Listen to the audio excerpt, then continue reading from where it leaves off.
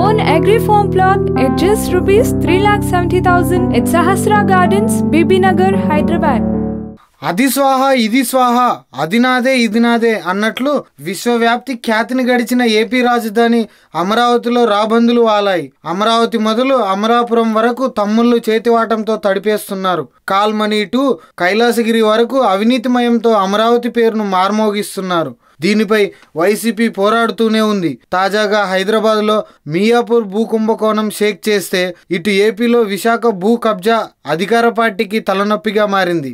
తాజాగా జరుగుతున్న YCP plenary సమావేశాల్లో పార్టీ నాయకులు అధికార పార్టీ దురాగతాలపై ప్రశ్నిస్తున్నారు. విశాఖలో 1,00,000 కోట్ల భూ కబ్జాలు జరిగాయని ఎంపీ రాజ్యసభ సభ్యుడు విజయసాయిరెడ్డి మండిపడ్డారు. ఈ కబ్జాల వెనుక టీడీపీ నాయకుల హస్తం ఉందని వైసీపీ భయపెడుతోంది.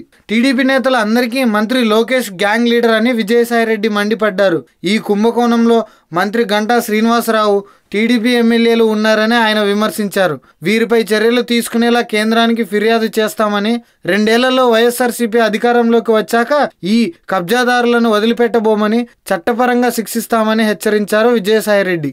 ఈ వీడియో మీకు నచ్చినట్లయితే లైక్ చేయండి, షేర్ చేయండి. మరిన్ని అప్డేట్స్ కోసం మా జనహితం టీవీని సబ్స్క్రైబ్ చేయడం మాత్రం మర్చిపోకండి.